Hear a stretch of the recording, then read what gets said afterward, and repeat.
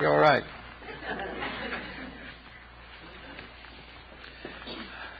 This morning we complete the series of talks on the principles of nature as they come to us in the human body. We have always recognized the human body as a miniature of the world. Paracelsus describes it as one of the three great books of creation. Anything that we seek for in the functions of the living bodies, we will find in the human form.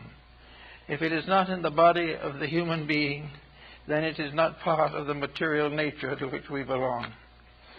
But behind this is a great deal of philosophy which is not so well known. And in this various divisions, or in these divisions, there are points that I think are of basic interest, particularly this morning. We are dealing with the spirit now only in its essential nature as the human spirit. We're not going out into space. On the other hand, if we then can solve the mystery of the human spirit, we have solved the mystery of space. The difference is in magnitude, but not in principle.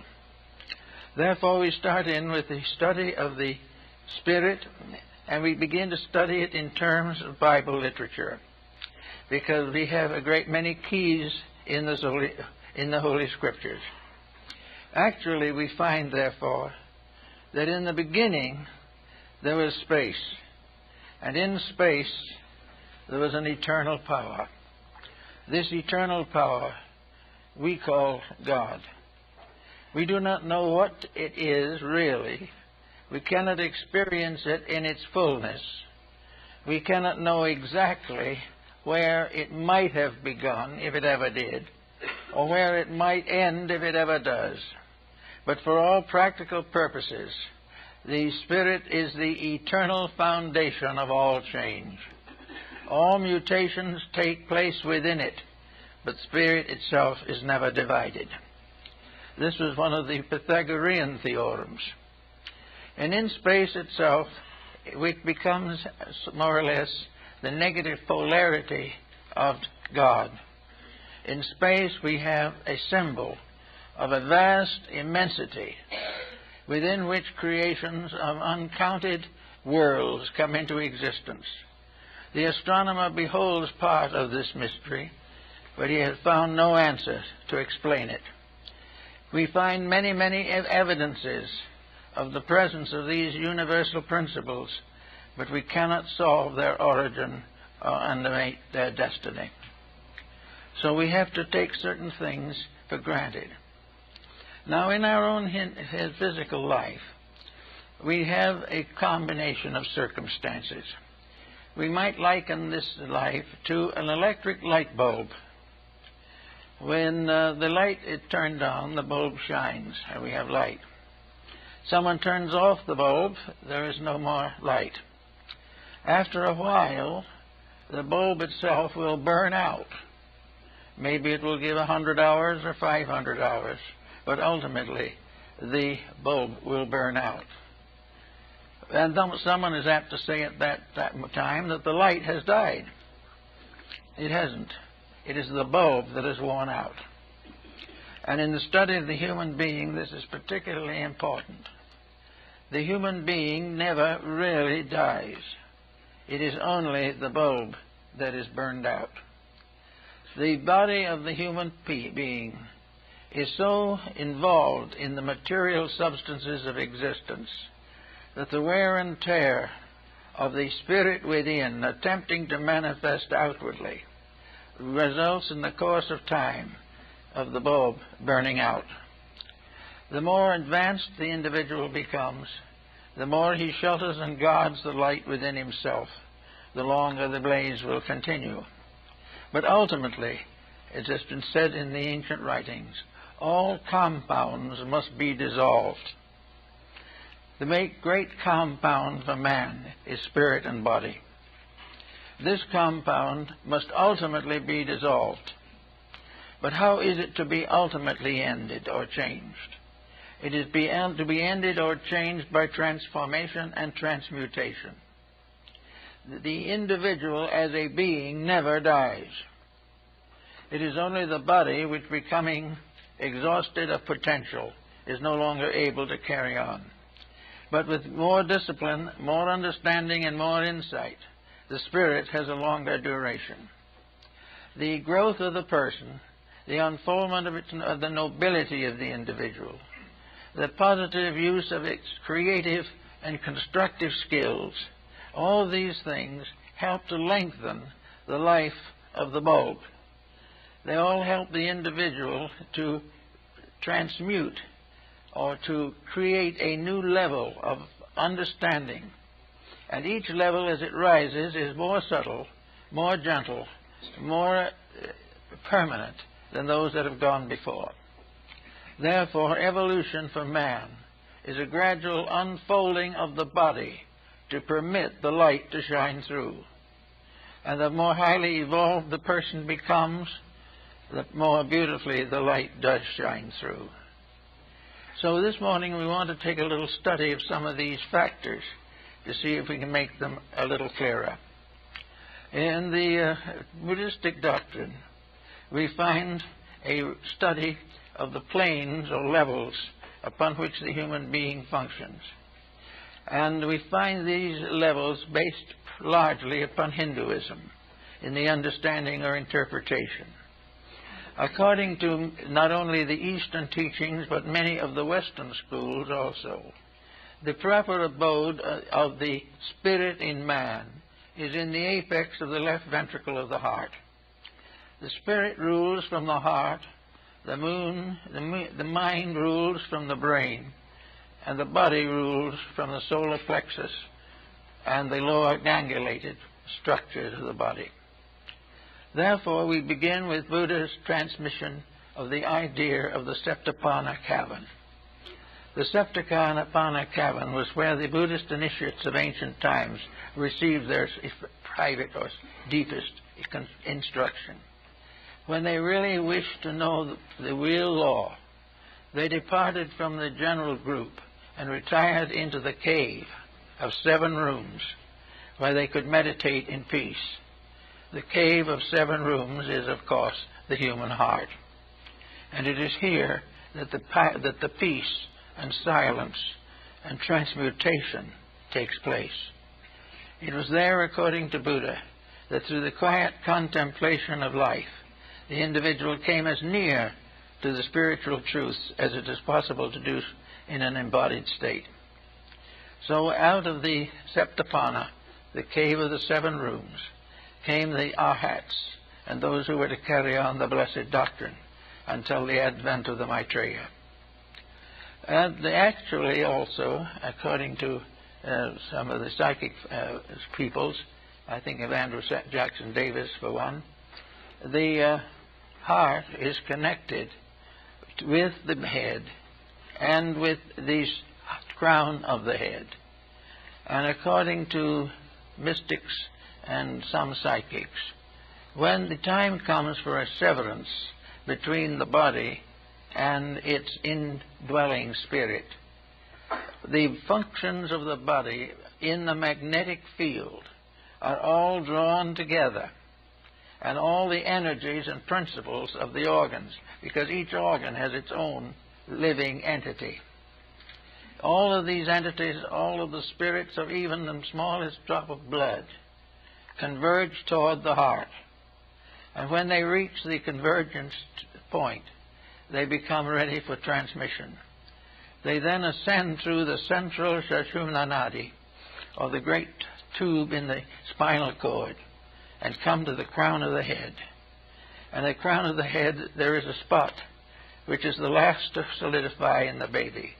The small child almost always has a partial opening of the skull at the top. And when it reaches this point, then it enters into the samadhi of the Sushumna Nadi, the 1,000-petal lotus, and then departs from the body. This procedure is for all, but the problems involving it are well worth careful consideration. First of all, we are informed that the body is not just simply an accidental form that's been hung on us for our disappointments. It is part of our really important evolving knowledge, because it is through the body that we are capable of studying the actions of other people. Through the body we reach the world, we reach the family, we reach humanity. Through the body we become acquainted with the problems that arise in various degrees of evolution and development of human beings. We find out step by step most of the truths of the inferior world or the lower regions of body. Therefore, it is very important for the individual to recognize that the body becomes the vehicle of the spirit embodied within it. And the spirit embodied within it takes many years to perfect that body, at least bring it to the highest perfection possible. And in that time it becomes a useful instrument.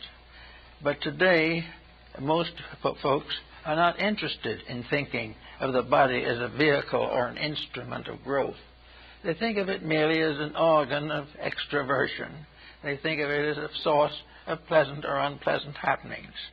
They do not realize that this body is a very important school, and that within this body, in the secret chambers of the heart, is the power behind us, behind the physical form, and that this power, together with the similar powers in others, constitutes one gigantic totality, which we call humanity in the world and God in heaven.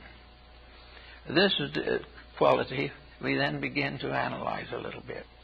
We begin to realize that whenever we damage the body by neglect or by dissipation, we are injuring the manifestation of the power within the body. And we are also wearing out unnecessarily the electric light bulb, which is going to go out one of these days from lack of continuing usage. Therefore, it becomes very valuable to realize the importance of controlling and directing the daily life. Nearly all religions and philosophical systems of importance impose disciplines upon the physical existence of the person. These disciplines are often regarded as tremendously important simply as moral attributes of a spiritual growth. This is not the truth of the matter, however. The truth is that these experiences which disturb the growth of the inner life work a great hardship upon the total project of man's evolution. We find many cases today where we have a world of people only able to enjoy body as a reality. To them, spirits and minds and hearts, and actually brains for that matter, are very dim things. The only thing that is intimately real is the physical body and its contacts.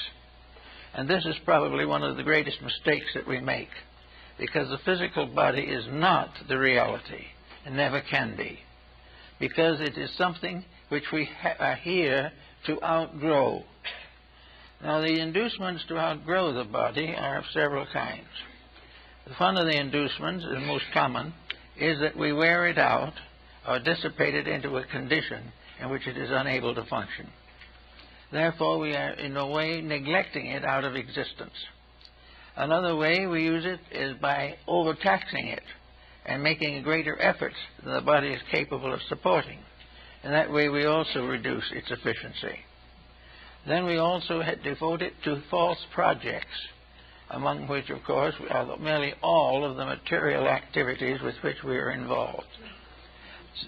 Incidentally, the last few years particularly, there's been considerable emphasis upon this problem, that we are wasting energy, wasting time, and complicating existence by lack of discipline.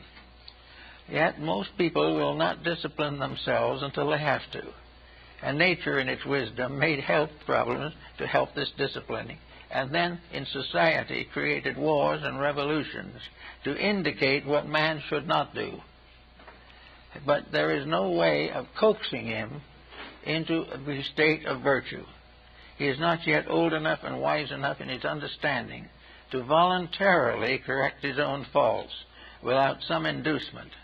And the inducement in almost all cases is freedom from pain, or freedom from want, or freedom from tension. Therefore, assuming the heart center in the body as being the seat of the spirit, we also find that it is from here that the spirit controls. The spirit does not control from the mind. The spirit controls from the heart. Heart has precedence over mind. Mind is an instrument. We may say that mind may be the chancellor, but the divine power is rested in the heart.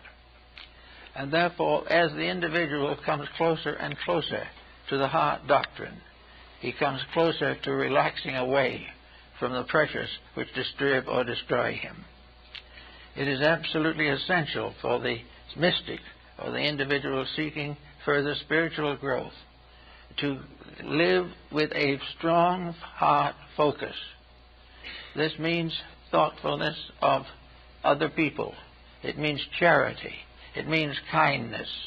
And it means a loving recognition of the beauties of life and the beauties of nature. And of course, in the heart, which is the abode of our spirit, we worship the Spirit, which is the abode of us all. Therefore, the heart is very important. And the evolution of the individual is not that he becomes wiser and wiser, but rather that he becomes more and more virtuous, more and more in harmony with the great laws of existence. We are in trouble because we break these laws.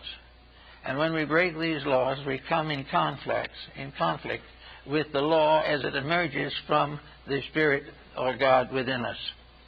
The Spirit within us is not contaminated by any outside factor. The only thing it can do under pressure is to suffer.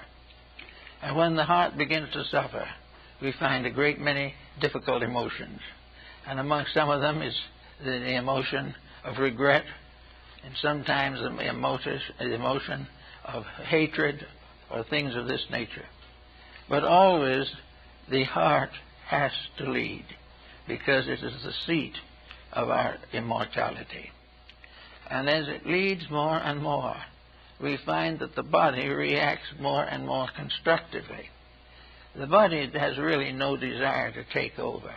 The only reason that it has assumed a dictatorship is because it is not supported by the conscious dedications of the mind and the emotions. The body does not want to rule the individual, but if nothing else is available, it will step in and do it. And when it does so, there's always trouble, because the body does not know what the spirit needs, but the spirit knows what the body needs. So we have now this problem of bringing back, working with a cycle of re-embodiments around the center of the heart of the individual. Now, as he comes into life, the heart becomes part of his essential makeup. The heart actually takes control of the body much earlier than we generally think. In fact, the probabilities are that it is there before the first physical cell appears. It is something much more important and more definite, and something that has a great deal of integrity and virtue in it. But by the time the child is born, the heart center is strongly established. And the establishment of it and the processes by which it is established are set forth in the Rig Veda in the avatars of Vishnu, the deity appearing in one body after another until it comes finally to the last body, the Kalki avatar, in which is the white horse. It carries the soul to heaven. But all of the symbols of the ancient religions tell the story of the creation of life within the body and its gradual emergence as an individual existence. It also reacts to the individual when he grows up. He grows up, perhaps, fortunately, in a good home, or kindly parental doctrines are followed. And then all of a sudden he comes to the dividing of the ways. He must become an individual. He must take on the responsibilities of self-discipline. This is the heart center reminding him that he must gradually come to value that above everything else on earth. He must know that as a man thinketh in his heart, so is he. And his thinking in the heart is one of the disciplines that is hard to bring to a materialistic, a materially focused civilization. But today we are in the grave danger of misleading ourselves and others. And the time has come definitely to recognize the importance of coming to the throne of the indweller, that which is within us as long as we live, the Spirit of eternity, the unknown and unnamed God. There is a spark in every living thing. This spark is in the lowest creature. It is the tie by which all existing forms are bound to absolute immortality. As long as that spark is there, nothing can die. And when the spark can no longer abide because of the disintegrations of the body, then it retires and the body perishes. But then the dweller seeks a new flesh embodiment. And when the time comes, is reborn to continue the process. Now, what is this process that it is to continue? It is to continue to fulfill a certain test. It is part of a discipline. And in Northern Buddhism, it is part of an initiation. But the material life is a series of tests. It is a series of initiations into the mysteries of existence. All individuals are growing, some more rapidly than others. But no one can come into this world and live a reasonable length of time and go out without having learned something. Sometimes the person may deny that knowledge, but in the after-death experiences it reproves itself. But there is no way of living without growing. But this growing can be stunted. It can be much less than would be natural or normal. It can fail to fulfill its essential purpose. For every step of growth means the correction of a weakness or a fault. And nearly everyone has faults of some kind. Very often we blame other people for them. But the dweller in the heart knows what faults are our own. And those common faults that we have, of course, are hatred and jealousy and selfishness and combativeness and acquisitiveness. All of these faults are involved in two things: the relationship of the individual with the heart within himself, and the relationship of nations within the heart of the solar system, which is the sun. In other words, as in the little case, we get into trouble by failing to correct our mistakes. So in the larger case, we get into world catastrophe by failing to correct the great mistakes, which are nothing but the little mistakes grown in size. And we have a family conflict, a world of words, unpleasant ones, over a back fence, and about the same time, and 2 or 3 nations get together and have a bad time. Everything is of the same type, differing in multitude or magnitude, but not in principle. And in principle, all things are leading towards the heart. The mistakes have all divided us from the heart center in ourselves, and our virtues bring us back again to it. And when we come back, however, we are better than we would have been had we not been tempted, because temptation moves salvation to a task by the individual himself. In other words, there would be no gain by experience if the individual could attain happiness and peace without experience. If he did not have to correct his own mistakes because some benevolent providence did the work for him, he would remain to the end selfish and ignorant. But he is not permitted to do this. He is reminded of the fact that his own presence in the world is a proof of his own need for growth, his own continuous challenge by which he must gradually unfold his own integrities. Thus we have another important factor here, health. We have the health factor, in which individuals, through mistakes of one kind or another, create various ailments which sometimes cut them down in their prime. But altogether, all of these things, whether it's a digestive difficulty or an international problem, all arise from the same basic sources. The failure of the conscious person to understand the reason for himself and the way in which he must work with himself to fulfill his own purpose. Now, out in the larger sphere of things, we have concepts of God. And nearly every nation has some concept of the nature of deity. And this nature of deity has been, for the most part, built up from a contemplation of superiority in the material world. Those of highest rank are regarded as nearer to deity. Those of various particular outstanding abilities are said to be inspired. But in every case, the comparison has been that the divinity is a highly glorified humanity. It is a person who has been raised by adulation or public esteem to the estate of a deity. And in ancient times, nearly all deities were glorified human beings, remembered for their powers and principles long after their bodies were returned to the earth. So deity became, as one man called it, a highly glorified King Henry VIII or Louis XVI. God was the great nobleman, and all nations were serfs, and all individuals were serfs of this divine power.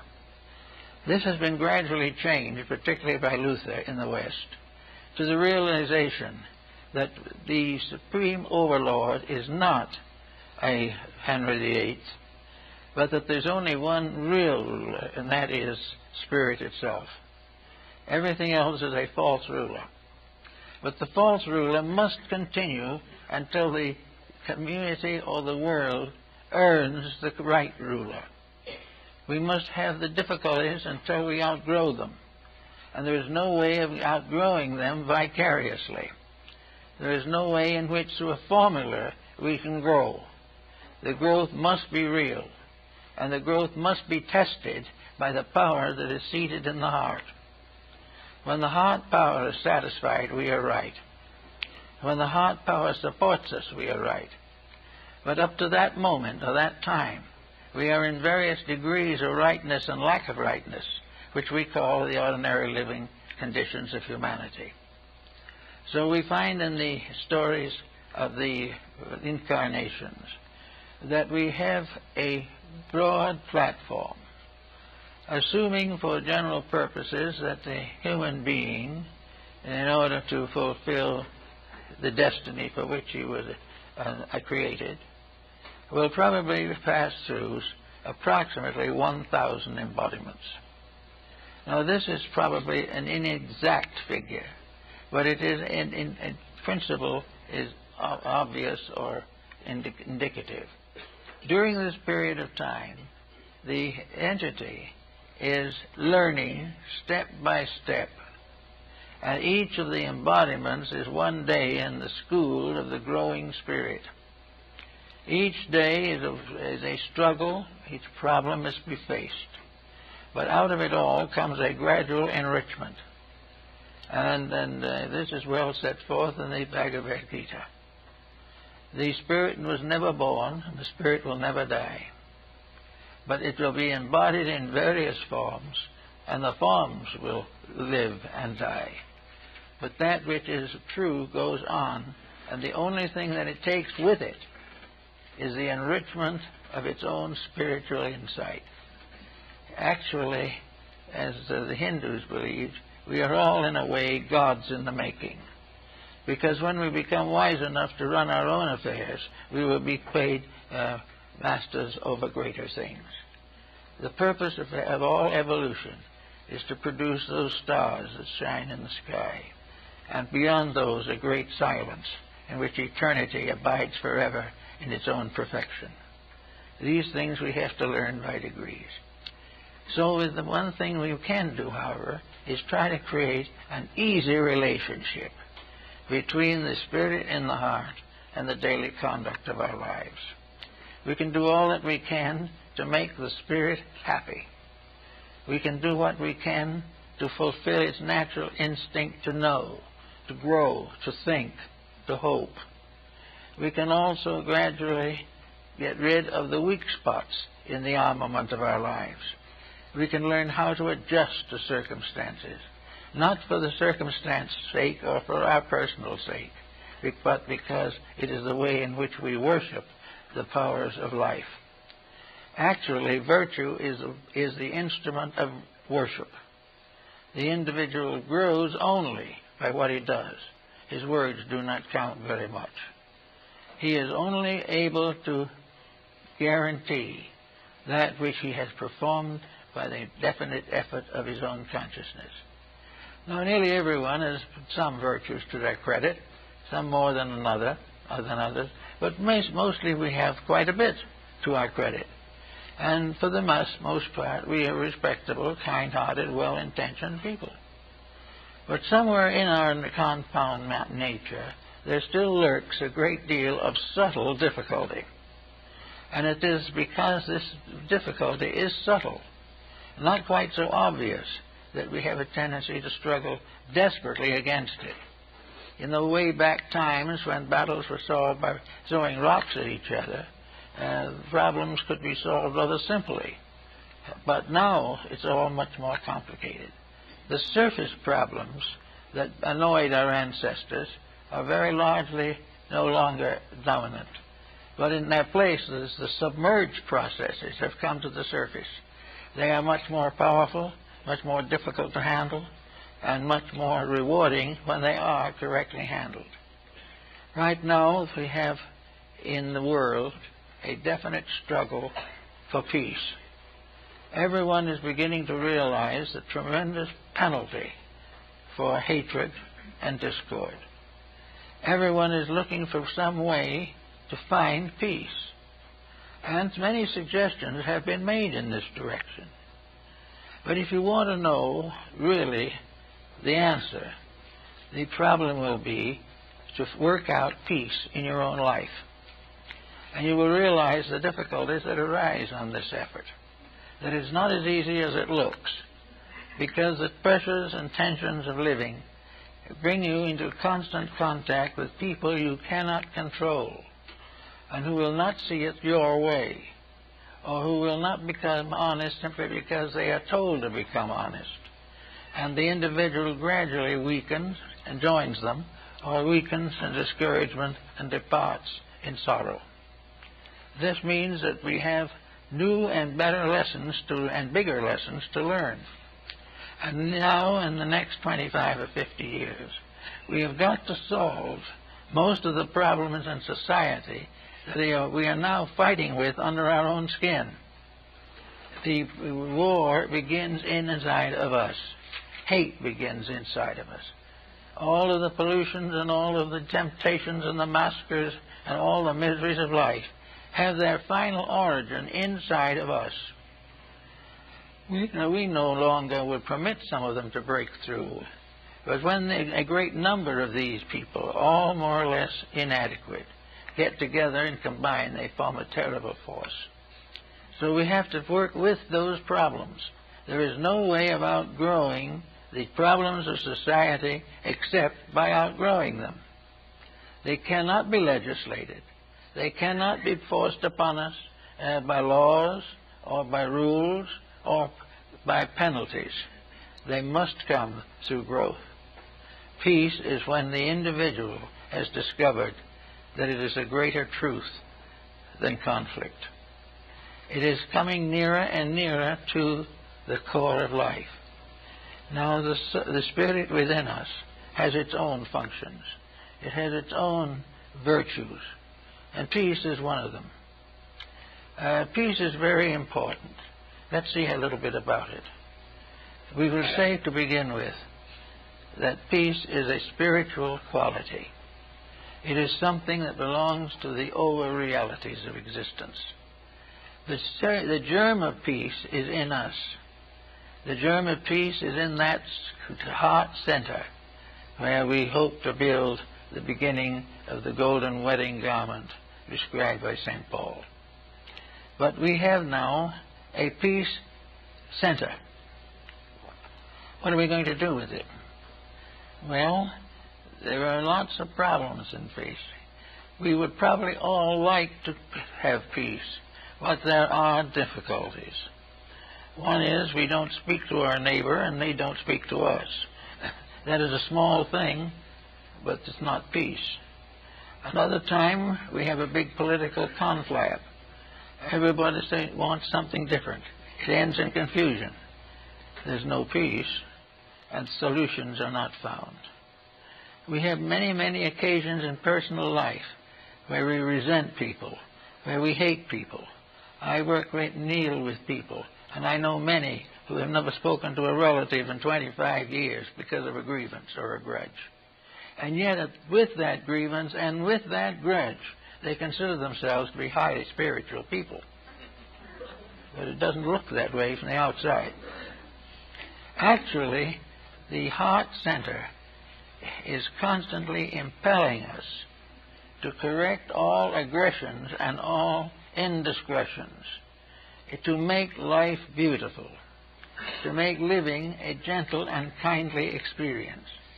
But between that and the average person is the exalted concept of wealth, the fulfillment of ambition, the tyranny of money, and all the false values which take their places before virtue can be seated.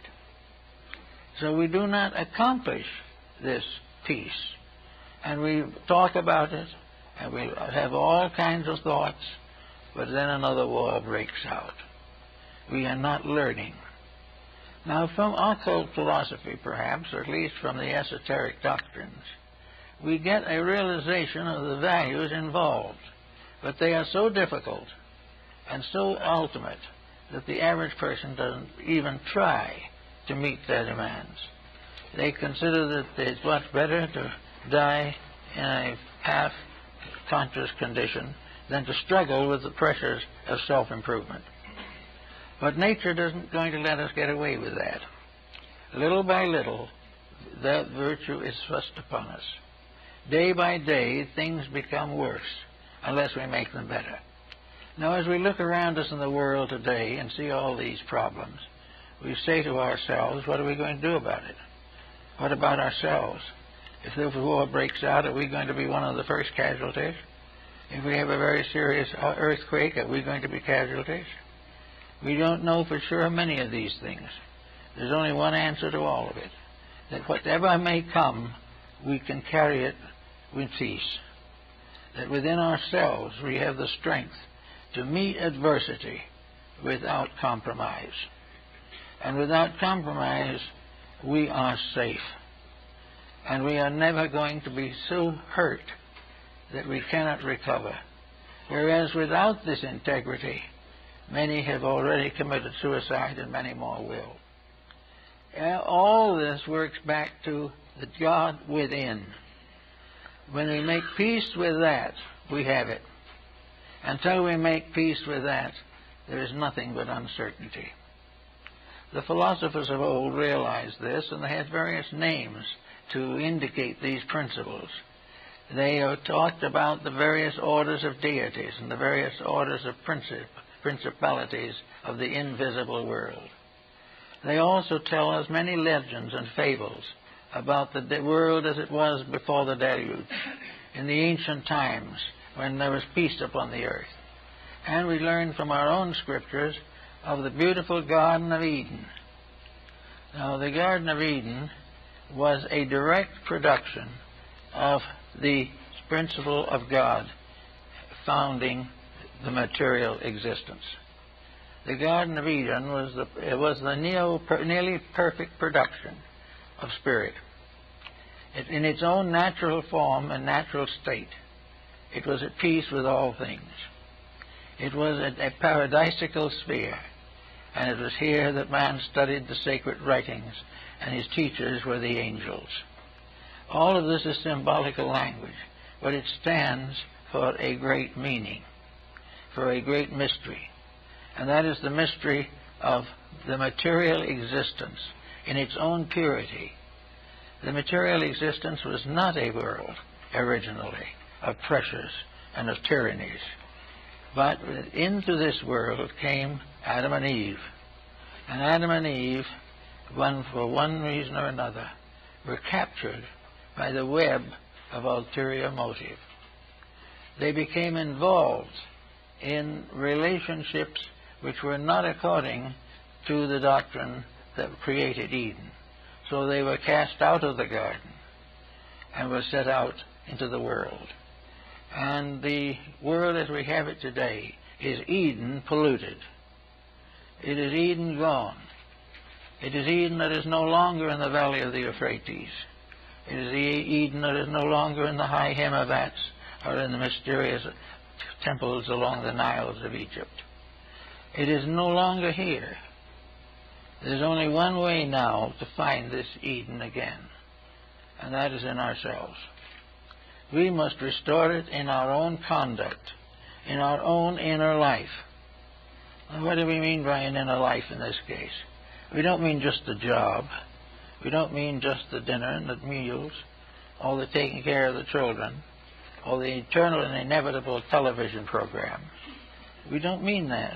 We mean a life in which the individual achieves an individual adjustment with life, a life in which there are values gradually growing up.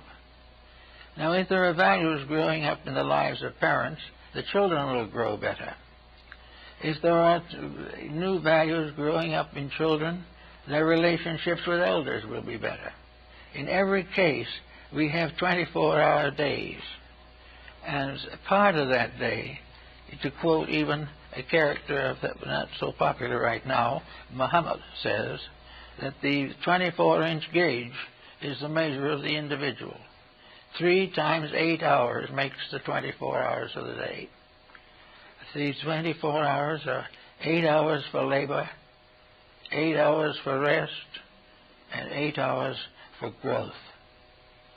For the definite, special attempt and understanding to improve oneself, to become more wise in good things, to become more patient in adversity, to become better informed on important details of life living, and also having time for kindly relationships with our neighbors.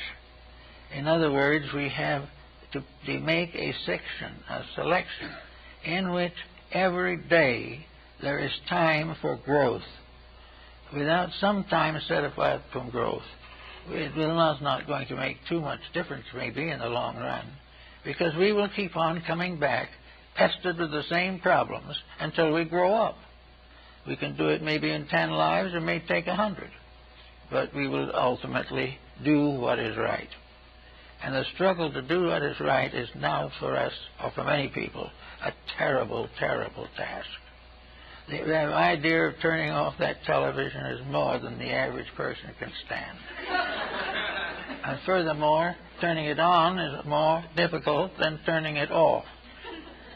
And there seems to be no answer except to buy a larger instrument or to get in other stations. But we are going to be in the same way all the time. We are looking for one thing, for rest, for relaxation, for a sense of security, for sharing in life with others in the daily living problems of existence. We're not going to find it this way. We're not going to find it because we have more or less excluded the spirit from our entire pattern. We have set aside no time with which just to be human and give thanks for the privileges of existence in this world. We do not try to use the hours not necessarily for heavy mental struggle, but for gracious acceptance, gracious adjustment, and a gradual, quiet maturing of our emotional and psychological structures. We are entitled to rest and repose, but we do not have any. We had more repose in the old days of the sweatshop than we have today. And that's quite a span. So basically everything that we do that is repose, that is quiet, that is peaceful, that represents a conscious effort to be better, is registered in the apex of the left ventricle of the heart. The spirit becomes aware, or is aware, for the reason that every one of these benevolent improvements releases part of the spiritual power that is locked within us. Now, this power is variously gradated and very carefully classified. Some parts of this power will be better.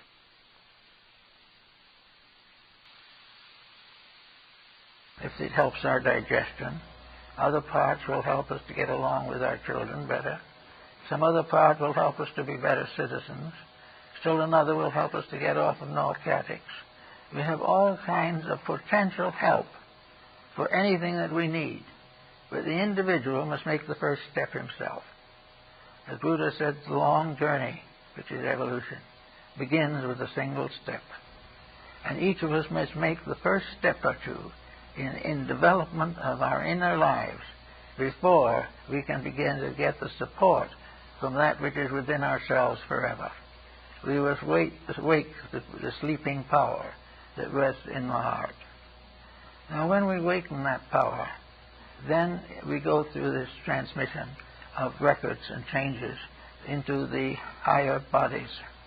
We go from the physical to the next one, which is the ethereal or vital, and we go on up until we go to the mental, the emotional, and finally enter what they call in India the Buddhic plane. We have no English term that is exactly for this, but it means in actual that it is a place of understanding, of self-realization. It is the place where the curtain goes up and the facts become more obvious. It is a place where you can stand and look out of a window, and as you watch, a curtain is drawn away from the window and you can see what is behind. This is the Buddhic chief of the ancient Oriental philosophies. It is the first conscious view of the totality of life. It is a look at the sky in which the sky disappears and instead becomes a vast race of deities or powers going on forever. It is also a marvelous opportunity to realize that we are of them. We are part of them. There are others coming after that are less than ourselves. There are others going ahead who are greater than ourselves. But there is an enormous motion going on all the time. And we might ask ourselves, why this motion? What does it all add up to? We can't keep on growing forever and ever and ever. And most of the reposing points along the way are not very tempting. We have to know then what is the final result of this all. And we know that the world's great divisions, the great mantras into which nature is divided, that this is a cycle for the development of the four kingdoms that we have here now. That gradually they will outgrow and go on and evolve. And stars and worlds and suns and planets and galaxies are all part of the unfoldment of this one great spiritual entity. And in the end, there will be only this one. All things that have led up to it have become then part of it. All growth has ended when the parts become identical with the entire. And in that moment, there is the great flash of infinite wisdom that can never cease. The infinite understanding, the infinite light, the infinite sharing. It is not necessary for us to be individual forever in order to be people. The more that we will overcome individuality and show a common knowledge, the greater we are. And the time when the eye of the Spirit is truly open, there will be one people and one God. And we will all become part of one eternal pattern. And we will not be anxious any longer to compete with our friends or be richer than our neighbor, but we will be part of something which needs nothing, because it has already achieved all things within itself. And as this evolutionary process goes on, eternal totalities rise from the darkness, and these totalities represent new beings.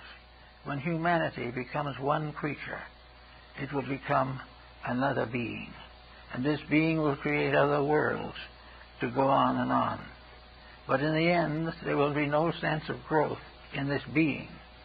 There will be no sense of need, no sense of emergency. All things will be according to reality. And this one overdeveloped reality will be like a parent. The parent may not know exactly how to handle the child, but when we all, through conscious evolution, become parents of races, parents of nations, parents of genera of all kinds, when we become parents of great orders of life, we will find that we will be given the strength to make these necessary decisions. We may be a group spirit over a whole kingdom of life, but this does not mean trouble, because we have left trouble behind. We left our troubles with selfishness somewhere in the distance, and the lower order of life is struggling with the selfishness that we are now relieved of by our own growth and our own fulfillment of the purpose and destiny of ourselves.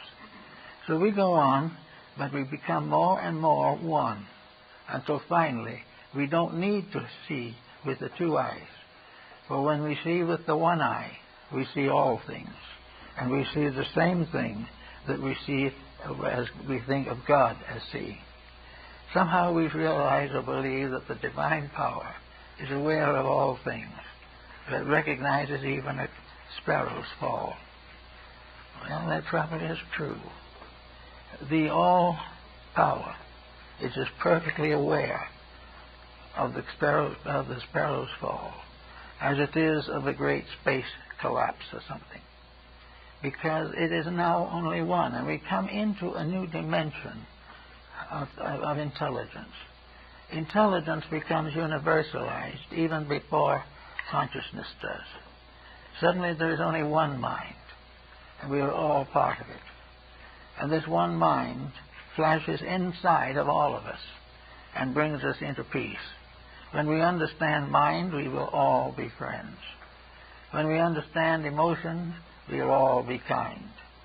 It is because there is only one emotion of kindness, and it is distributed individually in various degrees of development to the 5 billion or 6 billion human beings now inhabiting the earth. But sometime there will be one kindness which will be shared by all, because they have grown up to it. Our great problem has been haste, probably. We've been in a great hurry to get somewhere where we were not entitled to go. We were supposed to grow. Instead of that, we made a wild dash after something. We believe in some way that by means of nuclear fission we're going to anticipate 10 million years of evolution. We're not. We'll probably slow it down a few million years, that's all. We are not looking at it right. We are assuming that the development of material problems and potentials will advance this growth. It's not actually true, because these things we are inventing now should be known only after we have intelligence enough to use them correctly. We should have become human first before we invented the bomb. If we had, we would have no bomb.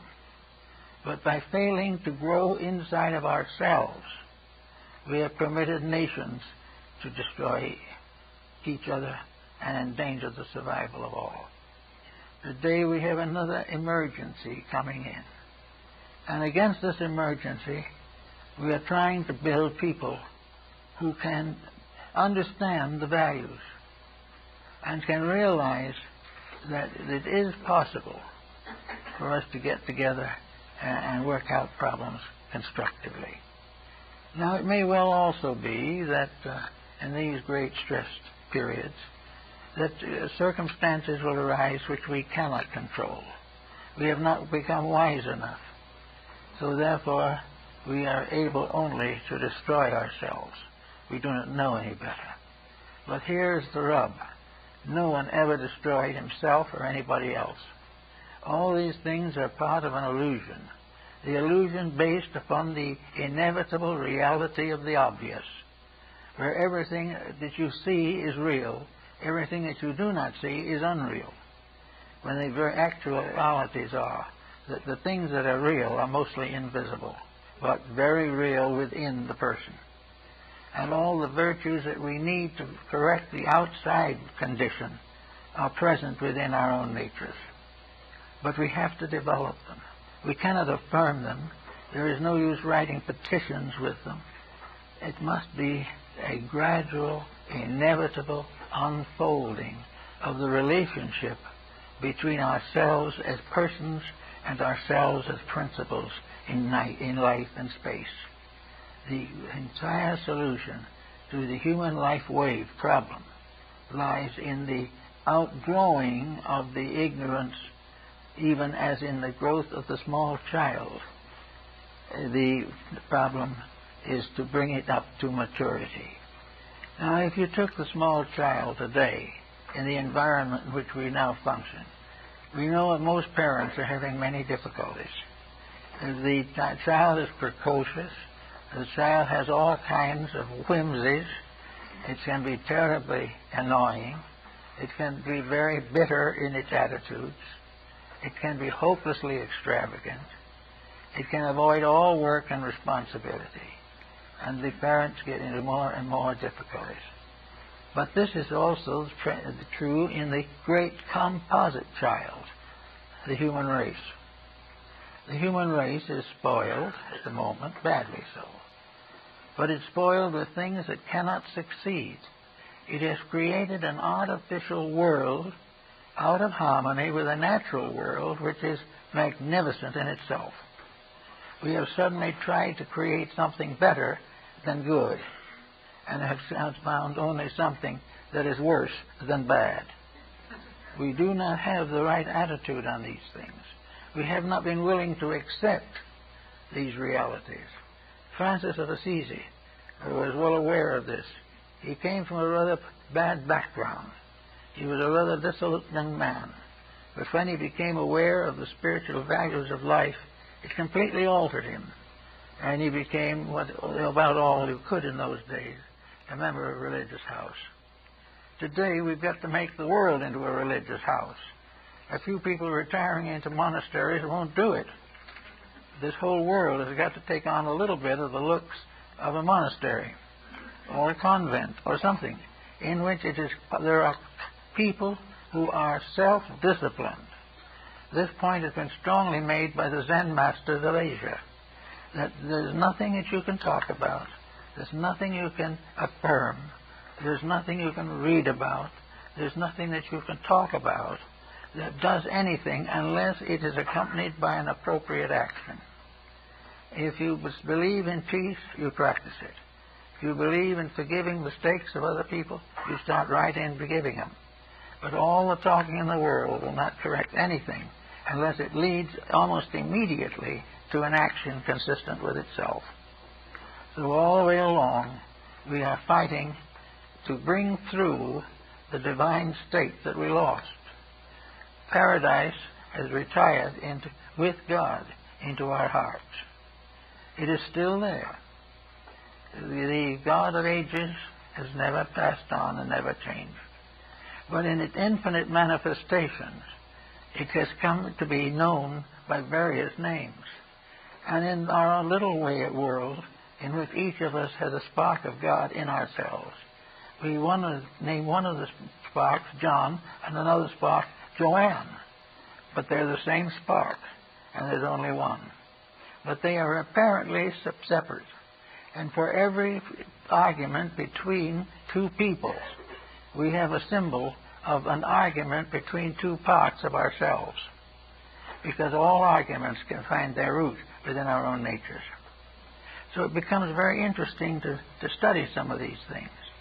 And it's very interesting to look forward to the time, somewhere, sometime, when these problems will be solved, when we will find again the Edenic world of ancient thought, where we will live at peace in a gentle world. And as soon as we accomplish this, and we are quietly settled, and we are one with our own hearts, and we think most of others, and our loves are sincere and devout, and our faith is strong, when we get that, we will have a beautiful vacation in a little world of gold and glory. We don't know just what it's going to look like, but it's going to be beautiful, it's going to be wonderful, and we're going to feel that we're being rewarded for everything we've ever gone through. And when we get a good vacation, we'll start a new job and go through more than we've ever gone through before. But all the way, we will be growing towards a complete conscious identification with the one infinite reality at the source of life. The journey goes on. We came from God, and the journey goes on until we go home. We have little pauses along the way, but in every instance, the journey is towards the Spirit in ourselves. And the Spirit within ourselves is our link with a universal Spirit. When we find reality in our own hearts, we will discover it in all of the hearts of the world and all the worlds that are within the great heart of truth. The astronomer looking far outward can't imagine how all these wonderful worlds came into existence. He wonders, he can't really understand, because he doesn't see the infinite invisible which is behind. But the mother looking at the newborn babe is looking at a creation that is just as important, just as mysterious, and just as sacred as the bringing forth of nations and of worlds and of planets and of stars. They're all part of the manifestation of infinite life.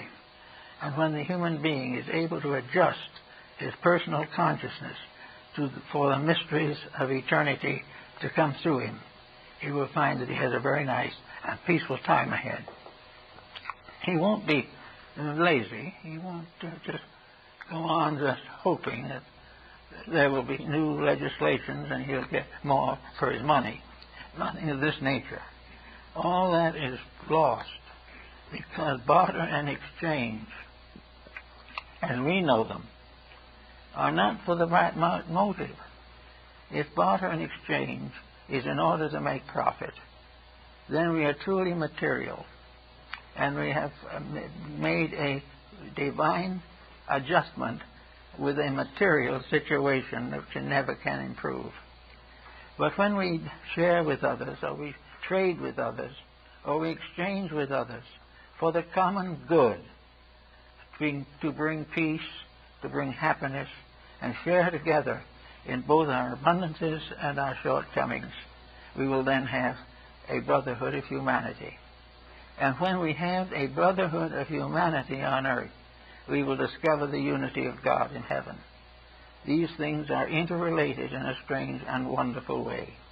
And it is hoped that in the course of this 21st century that is coming, we will take another major step to the realization that we are one creation, one person, one sufferer, one dreamer, and trying to build out of all of the confusion of life our own understanding and our realization that this plan is right and good, and that the mysterious power at the seat of it and the cause of it is worthy of our affection, our devotion, and our veneration. We hope all these things will come about in due time. In the meantime, however, we have our little problems to solve. But the main thing now, for just at the moment, is give the heart as much nourishment as you can. Take care of it physically, it'll give you length of years. Take care of it psychologically, and it will give you depth of insight. Take care of it spiritually, and it will give you the experience of God.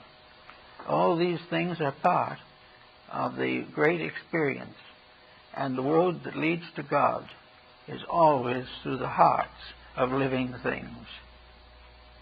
That's it.